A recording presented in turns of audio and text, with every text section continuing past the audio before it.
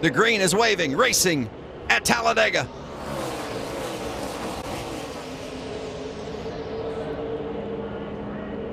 You can see the big pushes in the front. That's what it's all about. You can't lock bumpers together, but you can certainly bump off the truck ahead of you. And that's what's going on now. These drivers trying to figure out the best way to get their line, the momentum it takes. Behind Bell is his teammate Noah Gragson. Behind Enfinger is the 21 of Johnny Sauter. And if you're watching at home and you think, man, that's a small pack of trucks, well, the trucks that are in your frame right there are really the only ones that are left that aren't torn up. And you know what, Kevin? A couple of them that are torn up will join this pack before it's all over. And here they come.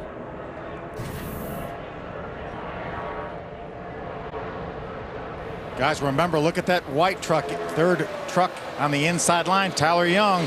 We talked about that strategy Chad Kendrick had at the end of that stage to pit early. He got a lap down, had to take the wave around, and there he is up there battling for a top 5 spot. And Tyler Young is crew chief. Chad Kendrick, as Phil mentioned. Kendrick was the crew chief for Parker Kligerman when Kligerman won here in 2012, and that's Kligerman in the 75, the first truck on the outside line coming in the 75.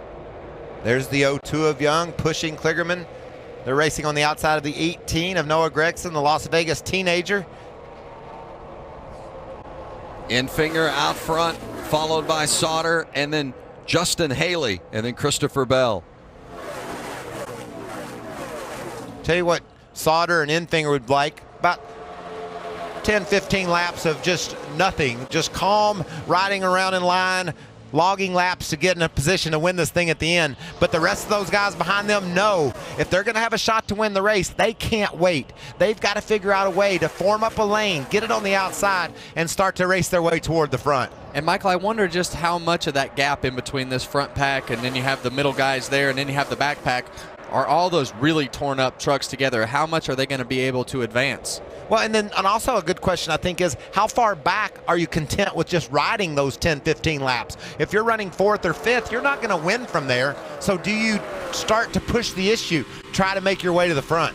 Yeah, and the truck that I'm the most concerned with is right there, the number 8 of John Hunter Nemechek. If he gets too far, if he gets to be the last truck in this pack, will that truck run fast enough to keep up? Because right now he has a 1-point advantage over the 29 truck who is right beside him in the playoff points and being able to advance. But in a few laps, the 29 truck is going to leapfrog these trucks that just crashed, and he's going to gain 4 points just by passing those trucks. So John Hunter Nemechek is, if he's going to advance in the playoffs in that 8 truck, he's going to have to get by 3 trucks. He's got to race. He's got to run like this.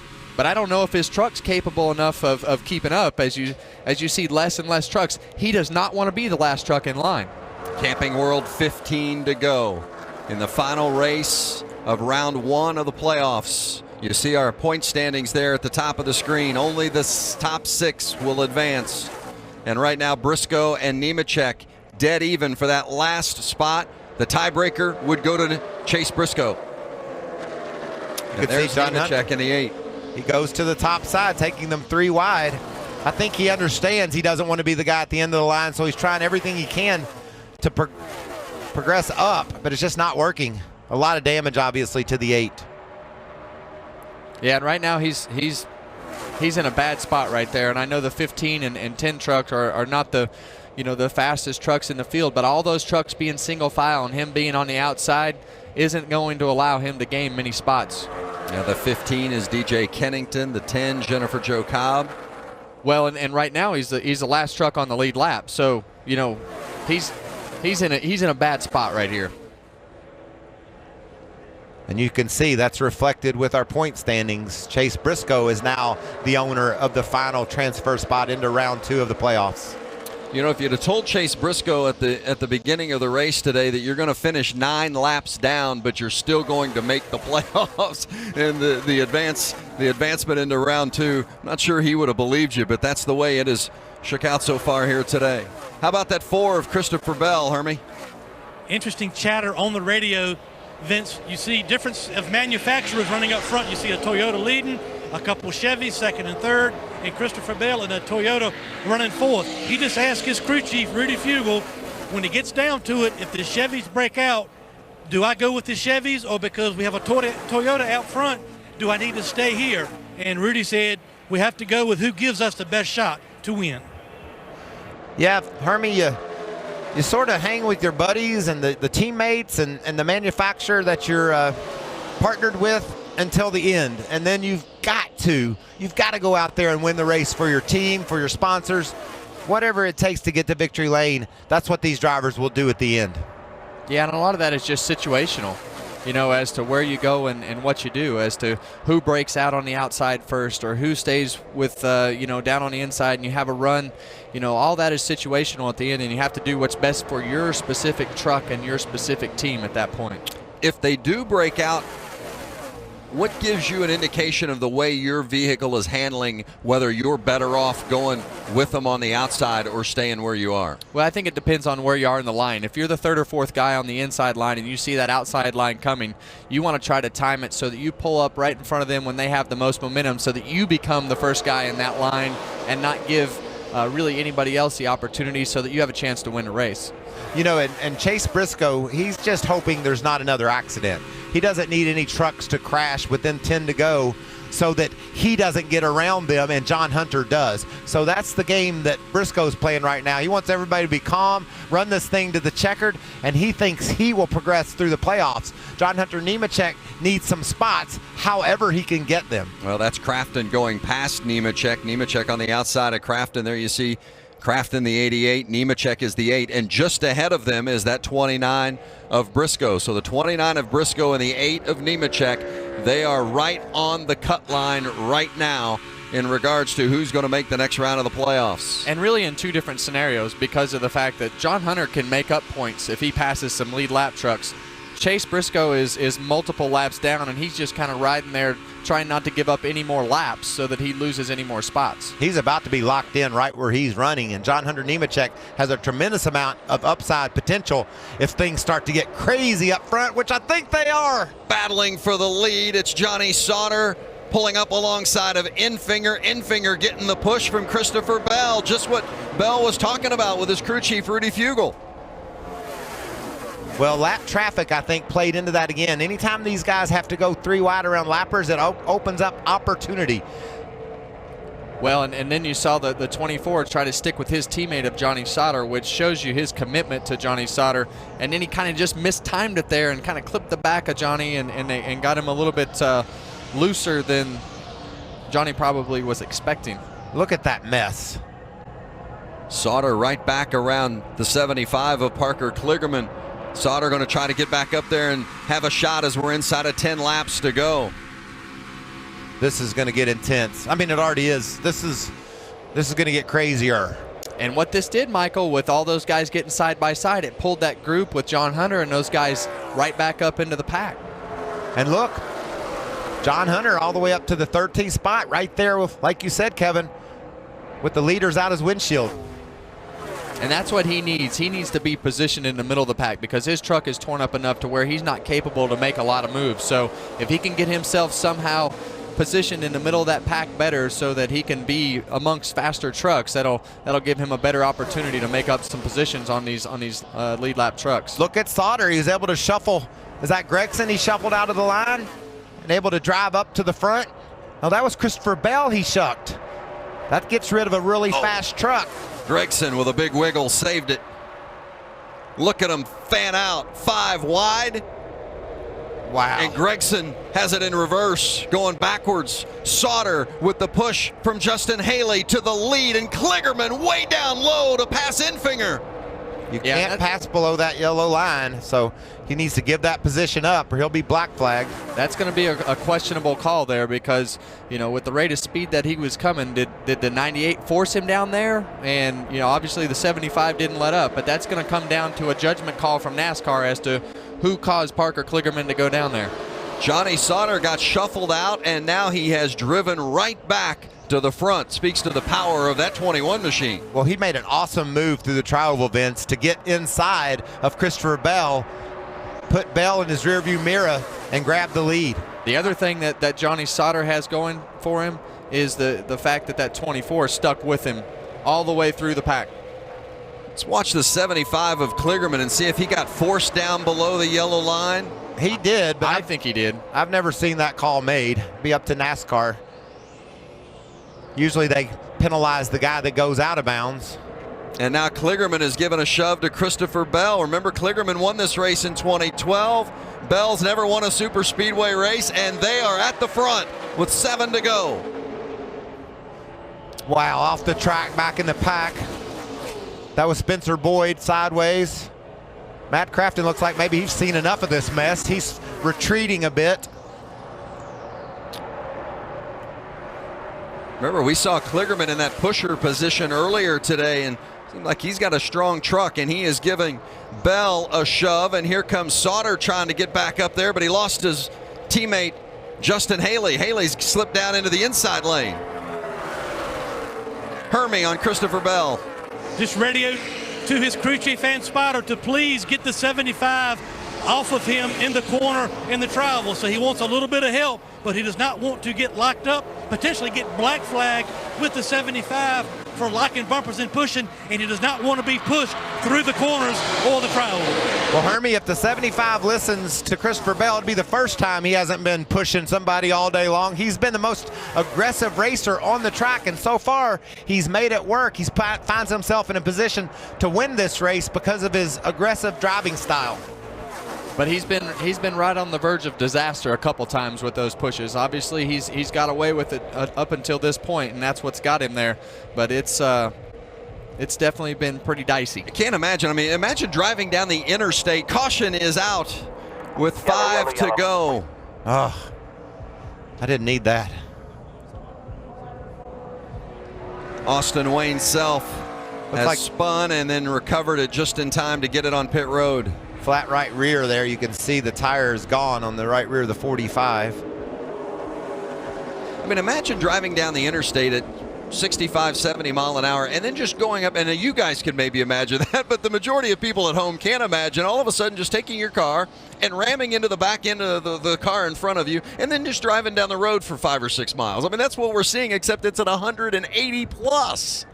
Yeah, and you have to make corners. That's the tricky part. That's the tricky part is making it through the corner. So, it's like you heard Christopher Bell talk right there. Going through the tri-oval and going through the corners is a whole different ball game than being pushed going down the straightaways. So it's an art. It really is. It's an art, and these guys are doing it very aggressively. There's the spin. It's an art, and some of these guys aren't artists. I mean, you can tell by the way they push. They just don't have the experience or the knowledge to know when and when not to. And they get a big run. They see the progress they're making. They're like, if a little bit's good, a lot's going to be better. And you usually see contact and an accident because of it. Well, we've got the final laps to go here at Talladega. Certainly going to be exciting. Baseball follows us right here on Fox. Let's check in with Kevin Burkhardt and the guys in L.A. The 52 truck of Stuart Friesen, because he got his lap back and can make ground with a good truck. Christopher Bell on the inside, Parker Kligerman on the outside. The green flag's waving. We're in overtime at Talladega. Bell picked the high line. I like the bottom, and it looks like the bottom's going to work early, but can Bell rebound up top? Well, the thing I don't like is that gap from Grant Enfinger in the 98 truck, the second truck on the top, to the truck behind him, and all those trucks on the bottom were formed up. So we'll just have to see if that top line can ever make up ground. It's Chase Briscoe on the outside there, getting a little help, but the battle is at the front, and it's Parker Kligerman with some help from Grant Enfinger. Yeah, that truck pulling out in the middle allowed that top lane to stay formed up and broke the momentum of the bottom lane. And, the top lane was able to get right out in front of those guys when they started getting scattered. Sauter jumps to the outside, hoping that he gets some help. They're coming through the tri-oval to the white flag. Kligerman by a nose over Enfinger as they cross the line in the final lap, and contact and a big crash.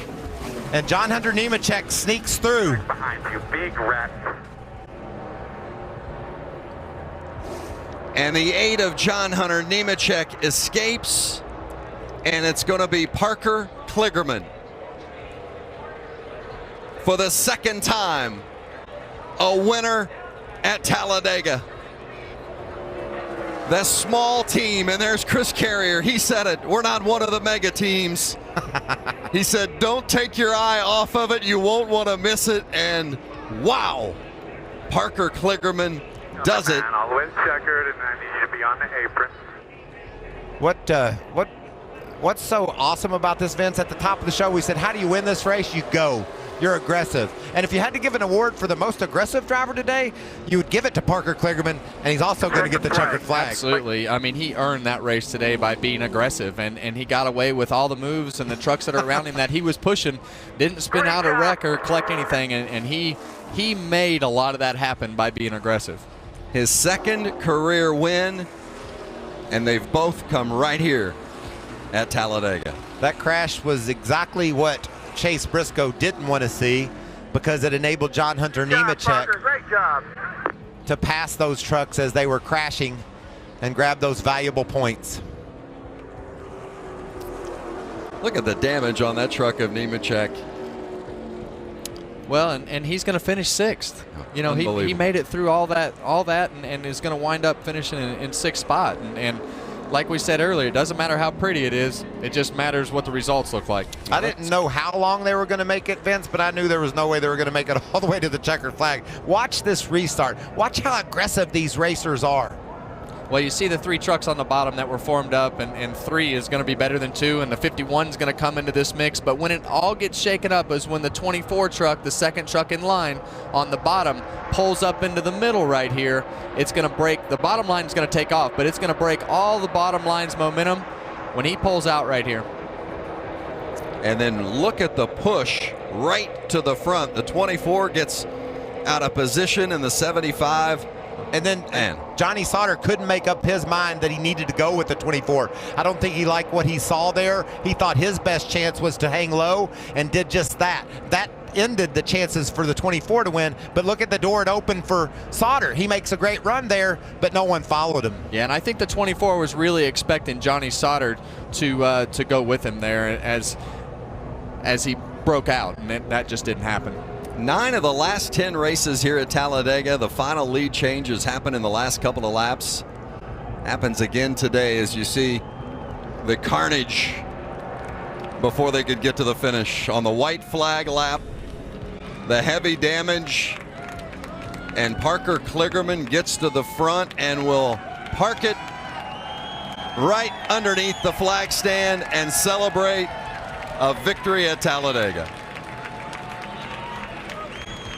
Here's one of those moments we talked about earlier in the show today. Well, Parker's a guy that he wants to be racing. He obviously is working with the NBC folks and doing a great job covering the sport on Sundays and Saturdays with the Xfinity Racing. But, you know, I think deep down, Mike, I think he still wants to race. And I think a lot of that showed today with him behind the wheel and how aggressive he was in knowing he needed to win this race. How about the winning crew chief, Phil?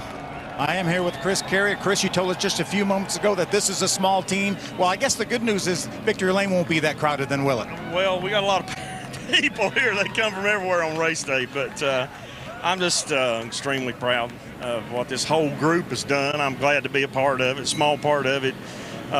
You know, the biggest thing is the Food Country USA business that's been in business for 70-some years now. You know, that's just a testament to what we need more of in America. But they supported this race team. They keep going. We do what we can do. We pay our bills. We try to get the priorities right. Don and Charlie, Debbie, everybody, it's been fantastic. I can't say enough about Parker, though. I mean, that young man, I met him about 9 years ago, I think now, maybe 8. I knew from the start when he was a 17-year-old whoppy-haired kid that, you know, this is what he's able of. What a race, man. What a race. Great job, Chris Carrier, going to Victory Lane. Hermie. Well, Phil, I got John Hunter Nemechek, and the only word that can come to mind for you and your race team today was gutty. What a performance by your race team. All the adversity, everything you overcome, your emotions as you advance in the playoffs. I'm excited. I would have never thought that we would have finished 6th after the day that we had, but can't thank all my guys enough. They never gave up, and that's all you can ask for. Have to thank Fire Alarm Services, the good Lord. Never lost faith. We were talking last night, and we said a long prayer to try and make it into the next round. So this is awesome to be able to advance after the luck we've had. So we're looking forward to next week. John Hunter Nemechek, he stays in the game, and he's advancing in the playoffs. Wow. with that truck, a 6th place finish. And when you see that excitement and that relief, that's the other end of the spectrum right there, where Chase Briscoe knows that his chances to be champion this year are over. They had an issue early in the race, put them 10 laps down. Were able to come back out of the garage and run to the end, but he comes up just a little bit short. As you look at our 6 that will advance to the second round of the playoffs. Phil is with Chase Briscoe. Sheriff Chase Briscoe, what an outstanding season, and gosh, looked like you were doing everything you needed to do, and then had that smoke. Yeah, it's just it's part of it. It's just part of the situation that we're dealing with the playoffs, obviously, and you got to go perform. And honestly, if we run better at Loudon, this doesn't happen. But obviously, the good Lord's got a bigger plan. I'm not sure what that is. As much as this sucks right now, just still got to be grateful and just fortunate enough to be running race cars for a living. So got to think big picture. But yeah, it definitely sucks. Really wanted to get Brad his first championship. Obviously, Austin still got a shot, but we still got some races to win, and that's what we're trying to do. All right, buddy. Great job this season. Thank you. Appreciate it. Caitlin. Well, for the second time, Parker Kligerman finds himself here in victory lane in a truck. Big celebration down here for him and the crew. And Parker, your crew chief was very complimentary of you, of this team, small operation. How special is this one for you? Oh, it's incredible. Chris Carey, everyone who got part of this, Henderson Motorsports. That's Chris. Charlie Henderson, they've been one of the longest running teams in NASCAR. Food Country USA, here's Mr. Charlie Henderson. The owner, Scott makes happen. That's right. Thanks, buddy. Glad we came, right? Debbie, great job. And we had a special decal on here for Peggy Miller, who was Chris Carrier's mother-in-law, and she recently died, but she was a cancer survivor of breast cancer and created a support group, which was a great big deal in Abington, Virginia. And so this one's for all the breast cancer survivors and cancer in general. So, and also, it's not very aggressively average, but my YouTube channel is back there, which it is aggressively average, but this win is awesome, so that's great. How aggressive did you feel you had to be behind the wheel of this truck to fight tooth and nail for this win? Yeah, a lot of breath. Jeez, I'm out of shape, right? Got to race all these kids, but it was just crazy. Every move worked, and it's just sometimes they click, and that's what, like those last 10 laps, no matter if I went high and I separate a pack or I was trying to get the bump and the run, every move just worked. And sometimes they go your way, and that was awesome. Congratulations. When he won here in 2012, he led just 2 laps. He wins again today. He leads the last 2 laps, 3 laps total.